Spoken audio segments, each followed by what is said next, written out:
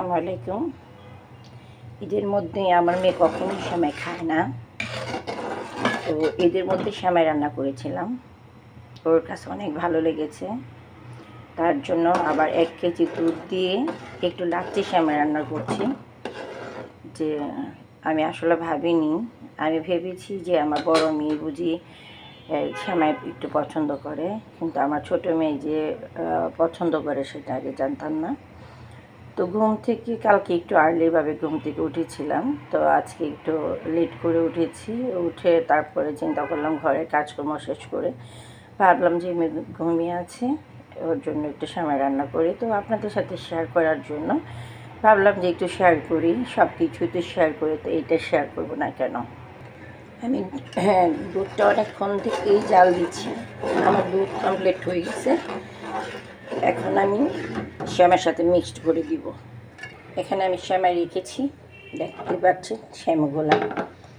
এটার মধ্যে আমি দুধটা ঢেলে দিলেই হয়ে যাবে আমার সেমাই রান্না করা। কারণ এটা যেহেতু পছন্দ করেছে, তো ভাবলাম যে মেয়েটার জন্য এটাই রান্না করি। তো এখানে আমি সেমাই রান্না করি, মানে এটার মধ্যে রেখেছি আর কি। দুধটা আমি ঢেলে দিব। এটা আপনার সাথে শেয়ার করার তো আমার দরকার, কারণ আমার যেহেতু একটা ইউটিউব চ্যানেল আছে, সেটাতে আমার কিছু না কিছু একটা ভিডিও ছাড়তে হয়, তার জন্য শর্ট ভিডিও করছি।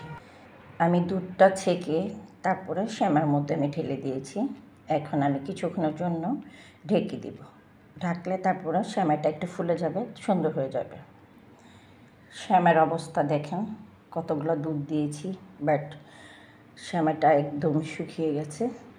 তো আমার মেয়ে এই জিনিসটাই পছন্দ করেছিল, তো একদম ও যেভাবে চেয়েছে ঠিক সেইভাবেই আমি ওর জন্য রান্না করেছি। দেখতেও ভালো লাগছে, খেতে তো ভীষণ মজা লাগবে। আমি দেখেছি যে চিনির পরিমাণটা কীরকম, তো আমার মেয়ে যেরকম বলেছে আমি সেরকম রান্না করেছি। তাহলে আপনাদের সাথে শেয়ার করলাম। আরেকটা জিনিস শেয়ার করছি, 1 কেজি যেটাতে আমি বিটরুট কিনে নিয়ে আসি 130 বা 120, 130, 40 টাকা দিই। ঈদের আগের দিন কিনে নিয়ে আসছি 20 টাকা, মানে 80 টাকা করে। তো এইগুলো আমি সবগুলো ছিলে আমি ডিপে রেখে দিব। তারপরে হয়তো বা শরবত জুস বানিয়ে তারপরে খাবো।